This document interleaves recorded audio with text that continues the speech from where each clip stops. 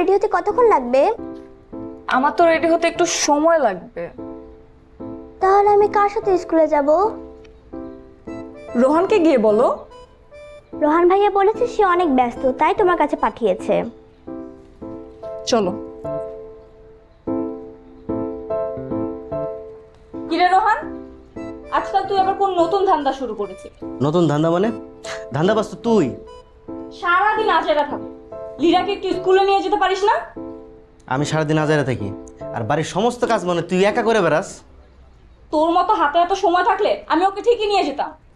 আমার এখন প্রেজেন্টেশনে যেতে হবে, আমার লেট হচ্ছে। আমার আজকে অনেক গুরুত্বপূর্ণ কাজ আছে, আমি পারবো না, তুই নিয়ে যা। যা। তোকে নিয়ে যেতে বলেছি তো বলেছি। আর আমিও বলছি পারবো না তো না। তোমার স্কুলে নিয়ে যাওয়া লাগবেই না। তোর আজকে স্কুলে যাওয়ার দরকার নেই, তুই থাক বাসায়। তাহলে তোমারও কাছে যাওয়ার দরকার নেই। হ্যালো, একটু বেরোচ্ছি। বেরোচ্ছি মানে? হ্যাঁ, 10টার আগে যার ঘুম ভাঙে না, আজকে 7 সকালে উঠে সাজপাট করে বলতেছে আমি বেরোচ্ছি। ব্যাপারটা কি? আর এই 7 সকালবেলা এরাই তো আমার ঘুমটা ভাঙাই দিল। আচ্ছা, তো কি কাজটা শুনি? হ্যাঁ, পার্সোনাল? আমার নাতির পার্সোনাল? তো পার্সোনাল কাজ বলতে তো এই বয়সে আমি একটাই বুঝি, ডেটিং। এত কিছু বুঝো?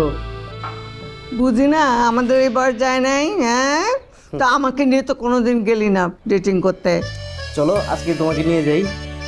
হ্যাঁ চল। চলো, ছড়ি আর বুড়ি দুইটার একসাথে নিয়ে ঘুরবো, চলো।